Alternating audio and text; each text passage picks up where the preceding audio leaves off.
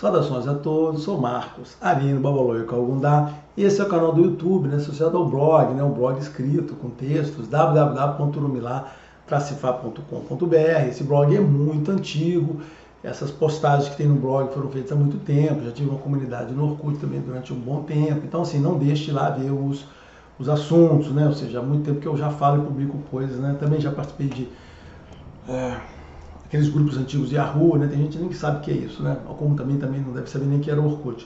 Mas enfim, é isso aí, é o blog. Eu queria... esse vídeo, né, rapidamente, essa introdução, eu vou ajudar, né? Vou abordar mais uma vez o tema de Fá e Candomblé. Eu vou dar mais umas dicas para que as pessoas possam entender o que elas podem encontrar em Fá, o que elas vão encontrar em Candomblé e onde essas coisas se diferenciam, né? Que hora que você deve olhar para um lado, olhar para o outro. Eu vou dar aqui mais um pouco de dica. Esse assunto é complexo, gente, não é simples de entender. Eu sei que não é simples, mas eu vou dar aqui mais um conjunto de dicas sobre um ponto de vista, tá certo? Então, se você tem interesse nesse assunto, fique aí, senão tem outros vídeos no canal.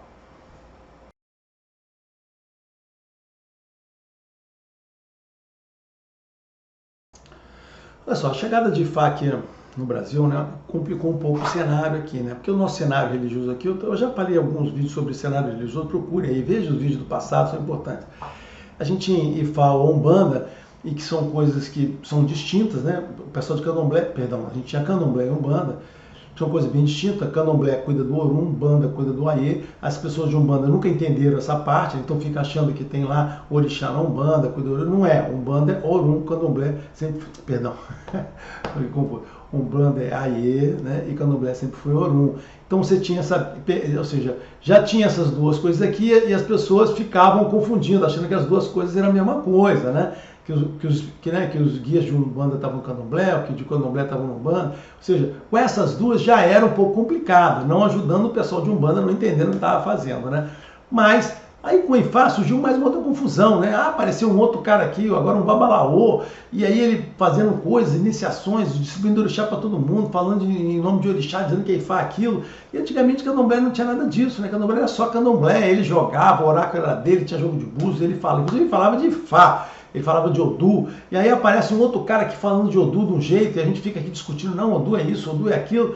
Ou seja, o cenário complicou bastante, mas complicou para quem não entende do que está falando aqui, né? Porque existe um grande esforço em confundir essa coisa toda. E esse canal, né, ou eu aqui, né, eu, através desse canal, tento trazer informação, tá certo? Tento trazer informação. Mais uma vez, como eu digo sempre aqui, vocês façam com a informação aquilo que quiserem. O importante é ter informação, né? Então, a boa informação, a informação é que faz com que a informação ruim desapareça. Então, esse é o que eu penso assim. Então, não precisa de... Eu acho que não tem interesse de ficar falando o que as pessoas estão erradas. Eu acho que o mais importante é a gente falar o que é o certo. E vocês julguem aí pelos argumentos, né? Pelo bom senso, pela força dos argumentos, aquilo que vocês acham que é adequado, né? Bom, encerrando aí 2 minutinhos de proselitismo aqui, né? Bom, beleza, então vamos lá. Então o que acontece, né? Por que nós estamos aqui, né? Nós estamos falando tudo de uma única religião, né? Esquece a Umbanda. Umbanda não faz parte desse contexto aqui, tá? Nunca fez. Então nós estamos falando de Candomblé e estamos falando de Fá. Nós estamos falando aqui de uma mesma religião. Tem uma mesma religião, tem 2 pedaços aqui, ok? Eu sempre falo isso aqui, né? Então, a religião é a religião derivada do povo Yorubá. Essa religião não tem nome, né? Não tem nome essa religião. Nunca teve nome nessa religião, né? Então, a gente chama assim, religião Yorubá, né? Mas eu tenho me recusado, eu tenho mudado um pouco essa abordagem, eu não gosto mais de falar religião Yorubá. Eu gosto de falar assim, religião de orixá. Eu acho a melhor forma da gente se dirigir a ela, para a gente não ficar se referenciando a esses Yorubá, é religião de orixá. E é verdade, aqui nós estamos na religião de orixá. O Yorubá é um pedacinho dele ali. E essa religião de orixá se manifesta aqui no Brasil, né? A religião se manifesta através de algumas tradições religiosas, né? Esse papo é antigo, mas eu vou falar rapidamente. O que são tradições religiosas? Tradições religiosas são manifestações práticas, são cultos que manifestam liturgia, ritos, né? E teologia da religião aqui. E existem várias tradições de uma mesma religião, são todas a mesma coisa, estou falando da mesma religião. Então, assim, Candomblé, Batuque, Xangô, aqui no Brasil, são tradições religiosas diferentes, tradições religiosas, um termo técnico, que se direcionam à mesma religião. Só que a forma de praticar os ritos aqui, as liturgias são diferentes, mas nós estamos falando da mesma religião. E lá fora tem os Lucumi, né? Lá os cubanos, né? O Lucumi também é uma tradição religiosa ligada ao orixá. Existe uma outra tradição, é o voodoo que tem no Haiti, mas não é de Orixá. Voodoo, se eu não me engano, é uma tradição ligada ao pessoal do Jeje, né? A pessoal dos voduns, tá certo? Então esquece o voodoo. Então eu falei daqui de algumas do Novo Mundo, né? E lá, ó, aí vou voltar. Porque eu falei isso tudo aqui, rapidamente eu falo assim, e lá na Nigéria hoje tem uma tradição religiosa chamada de RTY, Religião Tradicional Yorubá. Olha só, a religião tradicional Yorubá não é a religião Yorubá, é apenas uma tradição que manifesta a religião de Orixá. É a tradição dele. Na verdade, eu sempre faço essa comparação, a pessoa não pode não entender a comparação. É uma Wicca. O que é Wicca? Né? Wicca existia aquela antiga bruxaria europeia. Wicca foi criada na década de 50 ou 60. O cara diz, vamos recriar aquela tradição de bruxaria europeia que tinha antigamente. Aí depois o cara criou o Wicca do zero. Então a Wicca foi criada do zero lá. Então as pessoas podem dizer, a Wicca representa aquela religião antiga. Não, é verdade. A Wicca foi criada na final da década de 50, 60, com uma recriação do jeito que o cara quis lá, usando os conceitos que queria. Cara, a RTY é a mesma coisa, gente. Assim, ela foi recriar as práticas da religião, usando ali o que eles lembravam um pouco e usando principalmente livros de pesquisadores, né? Os caras usaram o livro para recompor a religião dos caras. Então, as pessoas aqui no Brasil podem não entender essa origem, né? E achar, não, o cara é africano, ele é da RTY, então ele sabe o que é certo. Não é verdade, tá certo? As nossas tradições religiosas que foram compostas no final do século XIX e foram criadas por africanos que vieram para cá, o cara daquela época, do final do século XIX, né? Nós estamos falando de 1850, 60, 70, sendo que a manifestação mais evidente ficou a partir do 1890, já tinha uma formatação melhor, 1900 já começou já no formato que a gente conhece hoje. O candomblé que a gente pratica hoje, ele começou a ser configurado a partir de 1850, 47, 50, e foi evoluindo no formato que a gente tem hoje, mais ou menos lá no século XX, início do século XX, começou a ser formatado, surgiram as casas nesse formato e continuou evoluindo e continua evoluindo até hoje o candomblé. Tá certo? Então, assim, tá. Então, a gente tem uma origem muito mais africana que esse pessoal da RTY, tá? Que eles pegam lá os cantinhos, ficam juntando, pegam os livrinhos que a gente tem por aí, vamos fazer isso aqui. Cansa de pesquisador repetir, os caras praticam exatamente o rito que está escrito aqui no livro do fulano e tal. Entendeu? Então, assim, brasileiros que estão achando que RTY, né, a religião tradicional africana, é a religião africana, estão enganados. Eles são mais uma tradição, assim como as nossas também é, tá certo? Bom, essa é a primeira parte. Então, agora entendendo a diferença, Ifá, ele é muito mais voltado para a pessoa comum. Aí você, mas o candomblé também é, mais ou menos, tá certo? Então, assim, Ifá, ele é muito voltado para a pessoa comum, porque Ifá é orientado para os problemas nossos, para a nossa vida, o nosso destino, nossos objetivos, questões que envolvem a nossa vida de forma mais laica, né? Ou seja, o Ifá é voltado para a pessoa humana, para os dramas daquela pessoa, os problemas que ela tem, né? As dificuldades que ela tem que envolver em vida. Ifá é voltado para isso. E o processo de Ifá é um processo que tem duas partes. Uma é a análise da pessoa, dos problemas, né? Baseado nas mensagens de Deus através dos Odus, né? Que se manifesta ali. Lembra, Odu é só um reflexo da mensagem, não é a mensagem em si. A mensagem já está em você. O Odu só é o espelho que reflete o que você tem ali, né? Para que o Balô possa entender a mensagem que aquele Odu traz. Na realidade, um Odu tem um conjunto de Odus que ele analisa para poder entender o que faz você. Então, o Fá é voltado para isso. Então, quando a gente está falando assim da vida, da pessoa, do seu negócio, Ifá sempre é muito mais próprio. Por quê? Porque o candomblé, como tradição religiosa, na prática atual, depois eu falo do que deveria ser, ele se foca muito mais no aspecto religioso. O candomblé é uma fábrica de iniciações, de iaô. O candomblé é aquela coisa da religião manifestada no ponto mais sacro possível, né? Tudo dentro do candomblé é sacro. Claro que o candomblé também se dedica a atender pessoas comuns, isso é normal, nós estamos tratando da mesma religião. Deus aqui diz o seguinte, olha, quando as pessoas têm problema, procurem vocês vão ajudar as pessoas. Então sim, a Orixá e o Orixá, eles podem, né, atender pessoas no sentido de ajudá-las, assim como nós fazemos aqui. Só que Ifá, ele não tem esse contexto de formação religiosa. Ifá não fica iniciando pessoas em Orixá, não fica dando Orixá para as pessoas. Se você encontra uma pessoa de Ifá preocupada em dar assentamentos de Orixá, dar assentamentos de Exu com a pessoa, e iniciar pessoas em Orixá, você está indo no lugar errado, porque isso não é o Ifá de verdade. Isso é uma seitazinha de Ifá que se abriu para o lado de cá, porque Ifá não é voltado para isso. Essa não é a atividade de estar em Ifá. Agora, o candomblé é sim, porque o candomblé ele forma aquele corpo todo. O candomblé tem o entendimento de que você entrou lá, você tem que se iniciar em Orixá, você tem que manifestar aquela coisa e você vira parte do corpo religioso lá. O candomblé hoje tem esse entendimento que você tem, para você fazer parte da religião, você tem que estar iniciado e tem que ter lá aquela coisa da manifestação de Orixá. Esse é o entendimento que tem. Não é o entendimento, por exemplo, que eu tenho sobre isso. Agora, existe uma ligação muito forte de Ifá com Orixá, né? Por quê? Porque enquanto Ifá, por Ifá, é a análise da questão, né, que está ligada a Orumilá, Exu, né, e os Irumolé, toda a ação que você faz aqui no Maiê, junto às pessoas, para as pessoas, que é a parte 2 de Ifá, né, você faz a análise, depois você faz ebós para ajudar. Já te falei, mas lembra que eu falei, ebó não conserta a vida de ninguém. Se você está indo no Babalaô, ele diz que os seus problemas todos serão resolvidos com aquele ebó, você está indo, de novo, uma pessoa errada, a pessoa que está enganada, ela não entendeu o que é Ifá, ou seja, o cara está aqui com conselho, ele vai dar os ebós aqui para ajudar aquela pessoa a reconhecer os problemas e resolver alguns problemas dela. Toda essa parte de ação nesse mundo, ou seja, a ação do ebó, a ação corretiva, né, toda a parte de supernatural envolvida, neste mundo é feita através de Orixá. Orixá é uma manifestação teândrica, né, é uma manifestação humanizada de Deus, e toda a ação aqui dentro é feita o quê?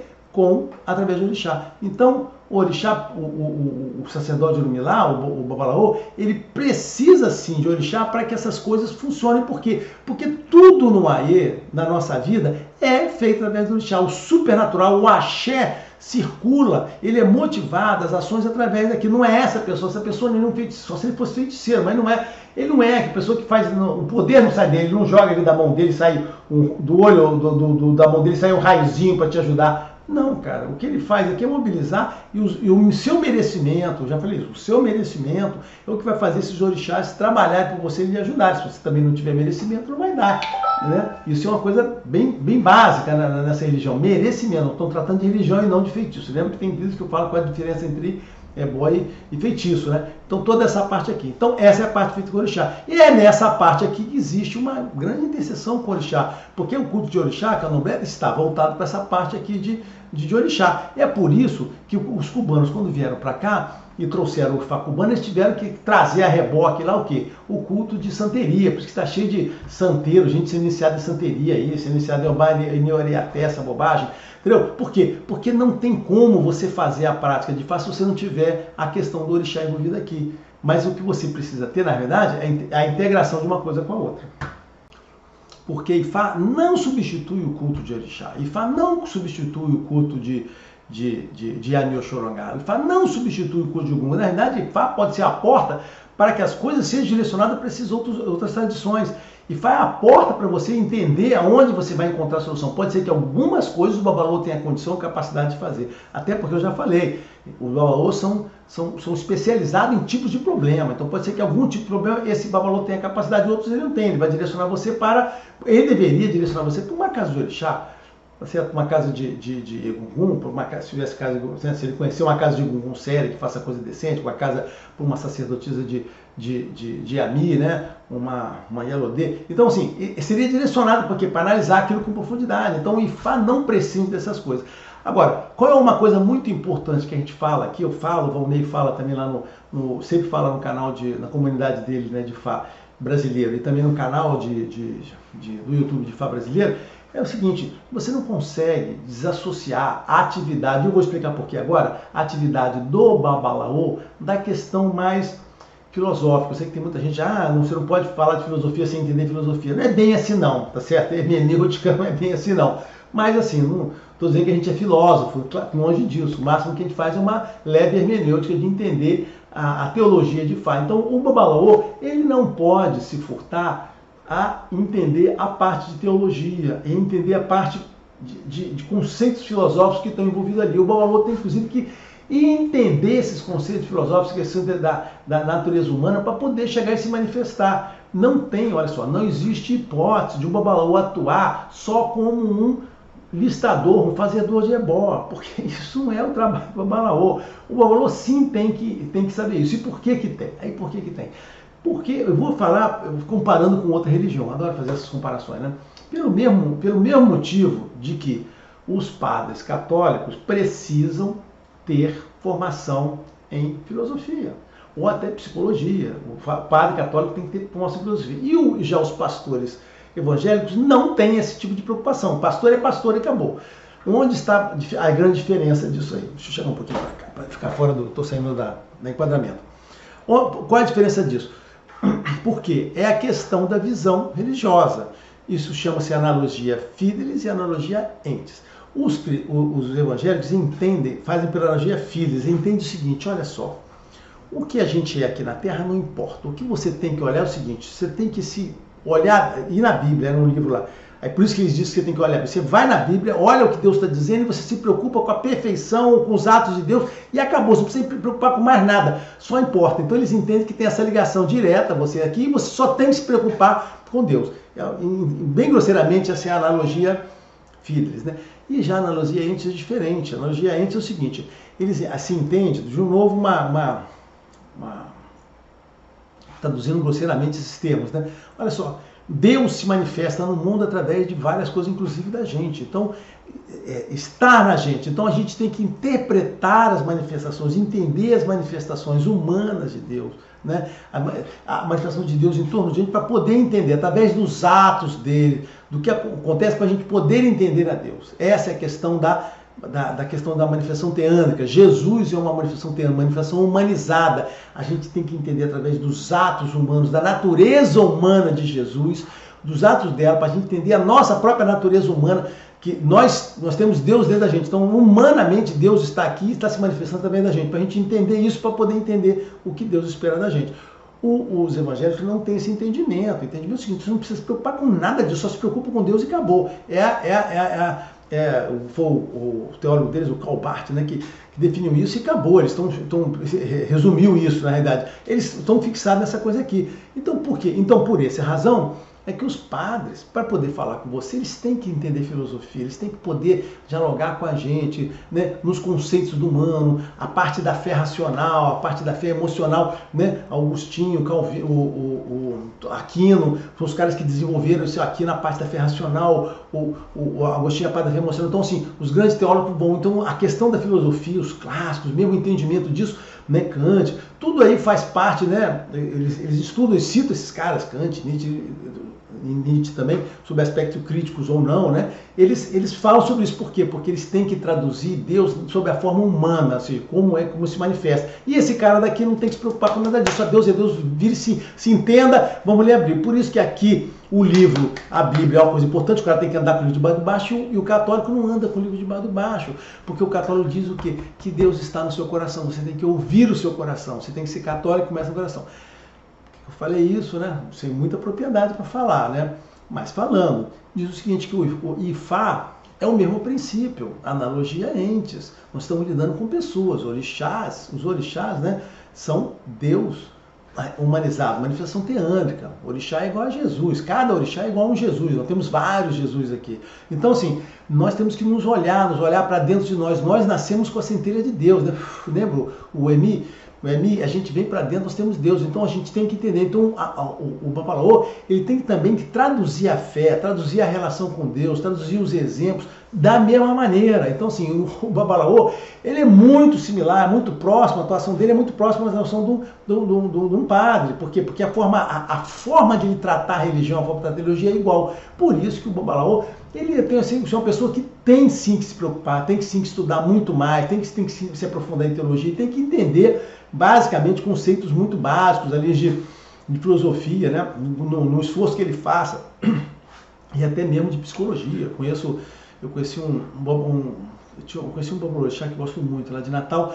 Ele falou que para poder exercer a função dele de babaloxá, ele tem que fazer um curso de psicologia, para poder entender as pessoas. Tá certo, cara, ele entendeu exatamente a missão dele lá, né? É isso que você tem que fazer. Então, assim, é isso que você tem que fazer. Então, assim, a atuação do babalaô está centrada nisso. Então, o babalaô não é a pessoa para ficar ali dizendo, leia o livro, fica lendo verso de Fá para você, história de Fá. Cara, religião errada.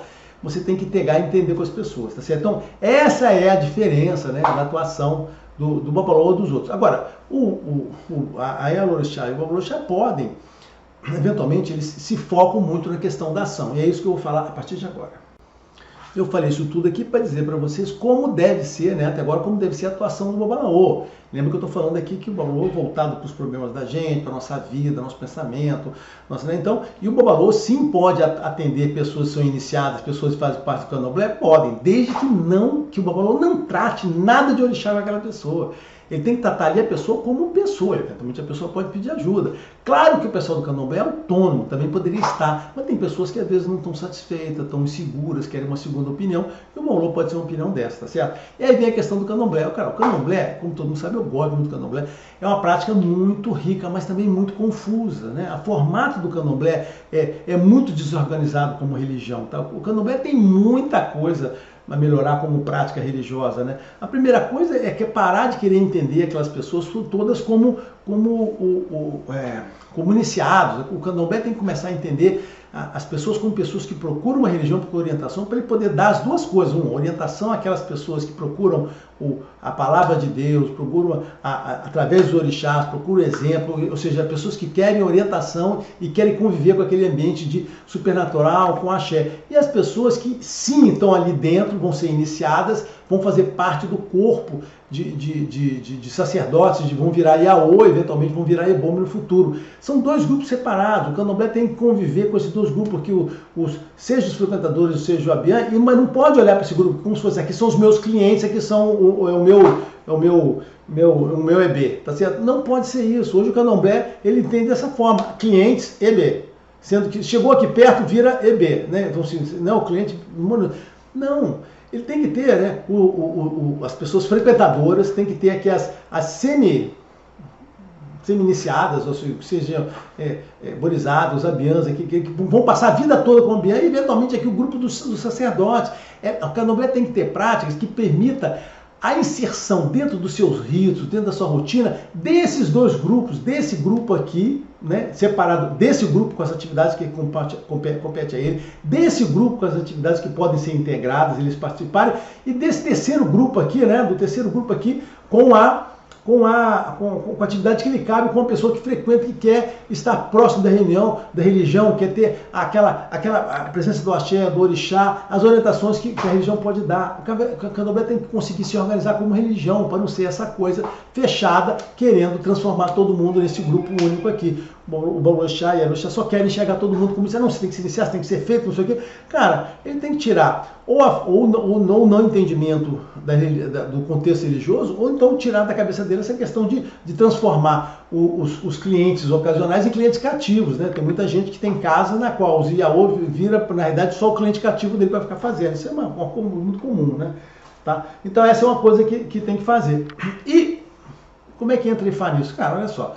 Como eu falei há alguns minutos atrás, Ifá pode conviver facilmente, né? Ifá brasileiro convive facilmente. Primeiro, Ifá brasileiro porque entende o candomblé, entende as tradições religiosas, seja o batuque, seja o xangô, de forma natural, como culto legítimo de orixá. E se integra no sentido de entender essa forma como é prática, fazer as suas práticas alinhadas com aquilo ali e, eventualmente, interagir e se integrar com isso aqui. Sem separar as coisas, não precisa dominar, não existe nenhuma hierarquia que diga que babalaôs estão acima de alguém. Eu sei que existe algumas pessoas andarem falando isso, o babalaô está acima de todo mundo, isso é uma bobagem. A pessoa que fala que o babalaô está acima do babalorixá é um idiota. O babalorixá, né, que acha que tem que se iniciar ou tem que submeter um babalaô para poder ter a casa dele, também é um idiota, né? Isso está claro. Essa coisa do cara querer misturar o cu de orixá dele com o Ifá vai levar ao mesmo fracasso, ao mesmo encerramento de casas, como aconteceu quando as pessoas começaram a querer trazer o Odé para dentro né, a parte de Egugum para dentro da casa dele, as casas acabaram, ou coisas de fato que já está bem documentadas.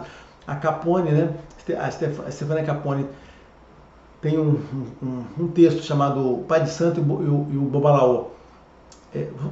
O Babalaô e o Pai de Santo, tem uma coisa assim. Cara, olha esse texto, lá diz esse drama de uma pessoa que tinha uma casa de orixá, resolveu se meter com o candomblé.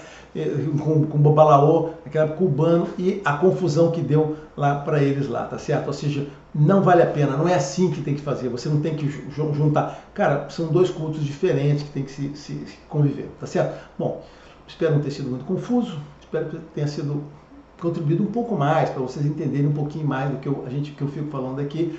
Não deixe de ver esse canal, não deixe de ver o canal do Valnei também lá no Fábrica Brasileiro, que também o Valnei gosta muito dessa parte filosófica, né, de falar sobre cultura. Assim, o Valnei gosta muito mais disso até do que eu, tá certo, né? Não deixe de assistir lá. Todo o conteúdo, deixe seu like, se inscreva no canal e ative o sininho da notificação para saber quando os vídeos novos são lançados.